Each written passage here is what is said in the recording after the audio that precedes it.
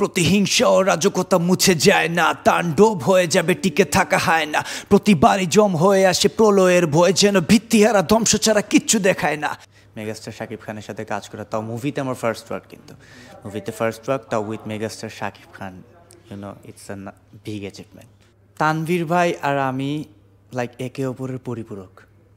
চলবে শুধু তাণ্ডবের লাল সংকেত। দর্শক, চ্যানেলের সাথে আছেন তাণ্ডব ঘটিয়ে দেওয়া একজন মানুষ, রিফাত আব্দুল্লাহ আবির, যিনি বর্তমান সোশ্যাল মিডিয়ায় বহুল আলোচিত এবং খুব প্রশংসা কুড়িয়েছেন। আমরা একটু তার সাথে আজকে কথা বলবো এবং জানতে চাইবো তার সম্পর্কে। রিফাত আব্দুল্লাহ আবির ভাই, কেমন আছেন? আলহামদুলিল্লাহ, অনেক ভালো। আপনি কেমন আছেন? চমৎকার, ভালো আছি। এই যে সিলেট থেকে এসে ঢাকার মতো একটা জায়গায় তাণ্ডব চালালেন, শুরুতে একটু তাণ্ডবীয় ঘটনাটা আপনার থেকে জানতে চাই। সিলেট থেকে অবভিয়াসলি আসছি 1.5 বছর আগে। তো 1.5 বছর আগে এসে একটা টিমের সাথে, মানে ভাইদের নিয়ে 1.5 বছর পরে অনেক অবস্টেকল পার করে যে এই তাণ্ডব ঘটছে, ইটস এ নাইস এক্সপিরিয়েন্স। আর অনেক মানে এক্সপেকটেশন ছিল না অবভিয়াসলি, তো out of expectation it's huge thing obviously.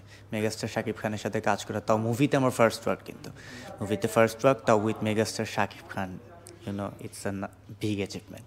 নিঃসন্দেহে। এবং আপনার এই জার্নিতে তানভীর ভাইয়ের একটা অংশ বলা যায় যে এটা আরও বড় একটা মাইল ফলক দিয়েছিল। আসলে তানভীর ভাইয়ের সাথে কাজের অভিজ্ঞতার একটু আপনার থেকে জানতে চাই। তানভীর ভাই আর আমি লাইক একে অপরের পরিপূরক। মানে আমি অন্য কারোর সাথে কাজ করতে কমফোর্টেবল না। অবভিয়াসলি আমি অনেকের সাথে কাজ করি, আরও আছে আমার ভাই ব্রাদার, বাট তানভীর ভাইয়ের সাথে আমার যেরকম কানেকশন, আমাদের ব্রেইনের কানেকশন, আমাদের মিউজিক্যাল কানেকশন, সবচেয়ে মানে মিউজিক্যাল কানেকশন হচ্ছে হার্টের কানেকশনটা। তো ওই কানেকশনটা আমি ওনার মধ্যে পাইছি, উনি আমার মধ্যে পাইছি। আমরা একজন আরেকজনকে বুঝি কী করতে হবে, কোনটা কোন জায়গায় বসাতে হবে। সো আমাদের সাথে ওই জিনিসটা হওয়ায় আমি ওনার সাথে অনেক বেশি কমফোর্টেবল, অবভিয়াসলি অনেক ভালো লাগে। আর যার কারণে এই তাণ্ডবের মতো জিনিস আসছে। বান্ডেল থাকলে প্রতি সেনমানিতে টাকা বাঁচবে। বিকাশ সেনমানি বান্ডেল কিনে জিতুন প্রতি লেনদেনে। গানটি যখন শুরুর দিকে রাতের পর রাত জেগে করতেছিলেন, আমরা ঠিক 4:50 মিনিটের ভিডিও ফুটেজটাও আমরা খেয়াল করেছিলাম, দেখতেছিলাম যে তানভীর ভাই খুব বেশি গাইড করতেছিল এবং আপনিও বারংবার ট্রাই করতেছিলেন। আসলে ওই মুহূর্তগুলো কেমন ছিল? ওই যে ভিডিও দেখেছিলেন, আই থিঙ্ক ওইটা হচ্ছে ফাইনাল রেকর্ডিংয়ের দিন। আমাদের এর আগে যে কাহিনি মানে স্টোরিগুলা বা ডেমো রেকর্ড ছিল বা ডেমো যখন বানাইছি, তখন অবভিয়াসলি ওগুলো ভিডিও করি না, বাট ওগুলো আরও জোস ছিল।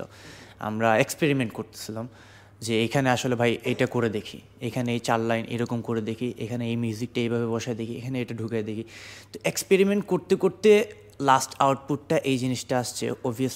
এটা অবভিয়াসলি আমাদের মানে কষ্টের ফল, আর আমরা এই রেজাল্ট দিয়ে অনেক হ্যাপি।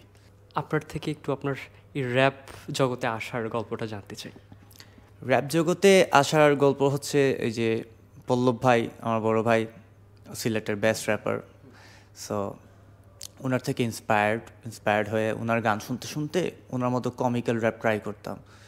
তো ওই ট্রাই থেকে আস্তে আস্তে নিজের র্যাপার হয়ে উঠতে আস্তে আস্তে আমি স্বপ্ন বড় দেখলাম, ঢাকায় চলে আসলাম। ওইখান থেকে অবভিয়াসলি আজকের এই জায়গায়। আমরা একটু তাণ্ডবের র্যাপ সংটা একটু আপনার থেকে শুনতে চাই, আপনার কণ্ঠে। প্রতিহিংস অরাজকতা মুছে যায় না, তাণ্ডব হয়ে যাবে টিকে থাকা হয় না। প্রতিবারই জম হয়ে আসে প্রলয়ের ভয়, যেন ভিত্তিহারা ধ্বংস ছাড়া কিচ্ছু দেখায় না। র্যাম্পেজ, কার্নেজ, ডিজাস্টার, ভায়োলেন্স, ধ্বংস, বিপর্যয়, আতঙ্কের সমাবেশে হাজিরা দিয়েছে মানে সব কিছু সাক্ষীতে। চলবে শুধু তাণ্ডবের লাল সংকেত। চমৎকার। ভবিষ্যৎ চিন্তাধারা কি করছেন? আমি এটা বিলিভ করি যে গো উইথ দ্য ফ্লো। আমার কোনো ড্রিম নাই, কিছু নাই, ওইটা বলা যায় কোনো গোলও নাই। জাস্ট ফ্লোয়ের সাথে যাব, ভালো কাজ করে যাব, কপালে আল্লাহ যা রাখছে। থ্যাংক ইউ চ্যানেলেতে সময় দেওয়ার জন্য।